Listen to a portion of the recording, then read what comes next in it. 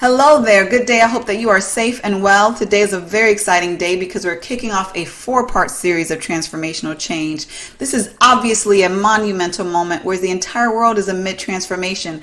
On a global level, including in the United States, we are headed in a positive direction from this pandemic. However, there are some organizations that are not on an uptick.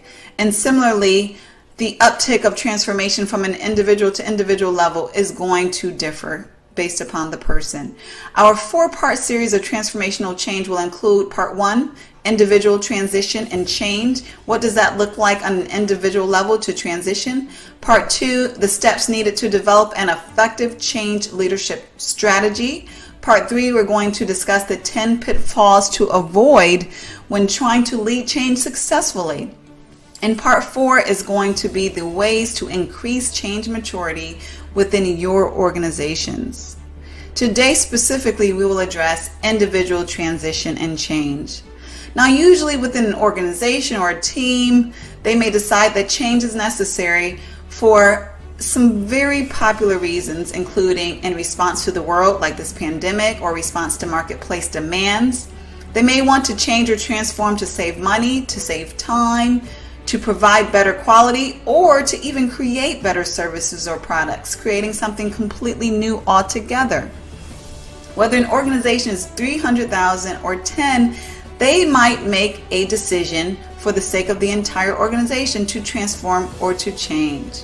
However, the individuals within that organization, those individuals have independent needs, independent capacities, and desires that may often vary from the organization or one from another. Your organization may be working to adapt right now due to COVID to telecommuting or what have you. They may be working on changing processes to make them more compliant, or need to cut costs or save money in order to survive.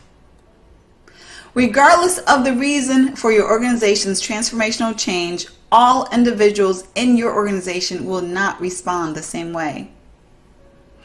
Now, I would like to share with you what the change process looks like on an individual level.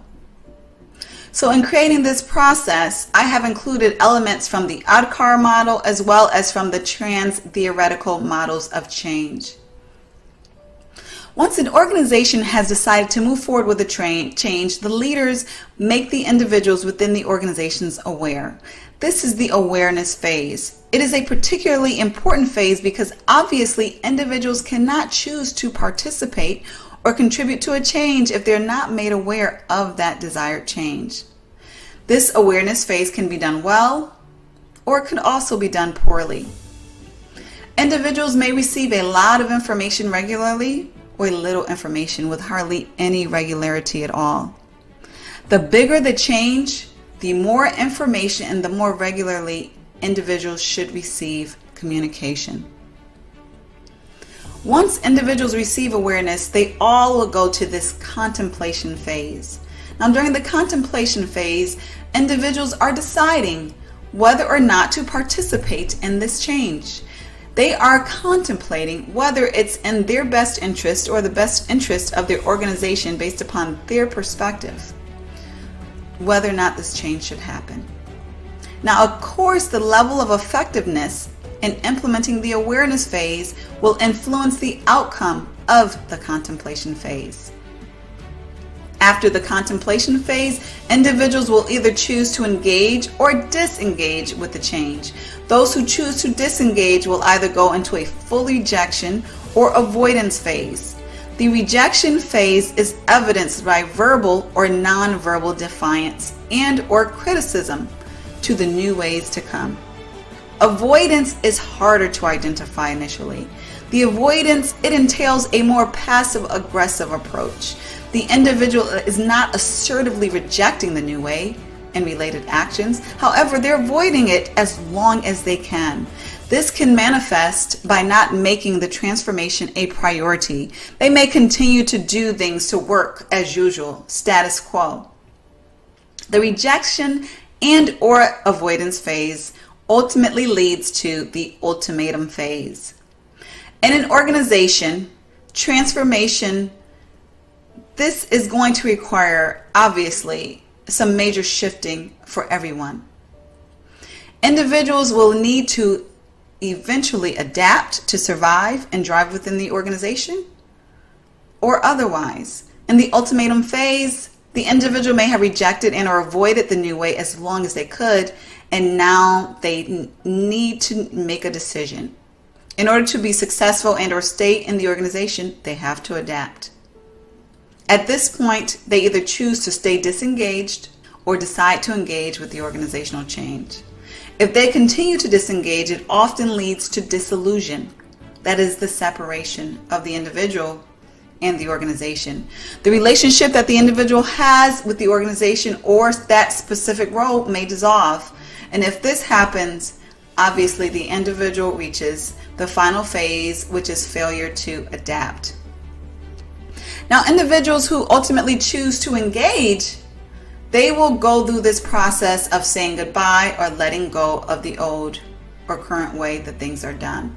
The level of emotion required in doing this will depend on a lot of factors, including how long it has been that they've done that work that way, how much they have enjoyed it, and how much people interaction is shaken up.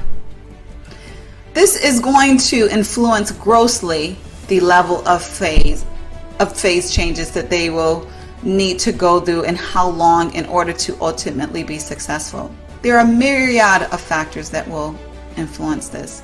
The process of letting go of this attachment may continue even through all of the phases of the change, just depending on how closely they are attached to the current way of doing things. The next phase is the novice or learning phase. This may require a new process, new skills, learning, new relationships. Essentially, the individual may become or feel like a novice all over again, and this brings anxieties in and of itself. Once the individual can effectively learn the new skills, processes, or relationships, then they are able to start doing the new action effectively. The ability for the individuals to learn and or prepare effectively will be largely influenced by the guidance and resources provided by the organization. As the individuals continue operating in the new way with new actions and behaviors, the individuals then enter the habit phase.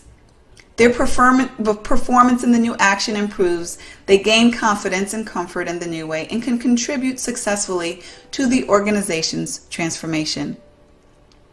They officially reach the final phase, successful transformation. Those are the phases of individual transition and change within the organization transformational process. Thank you for joining us on this journey of transformational change.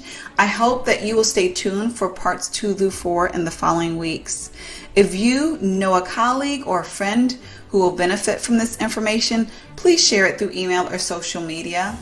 If you would like to learn more about how to bring a change certification program or a change class to your organization, don't hesitate to reach out by clicking the information here. And to learn about availability of coaching spots with Dr. Lepora for leadership, transformation, or change and talent management services, please reach out for your complimentary exploratory session. Have a wonderful day.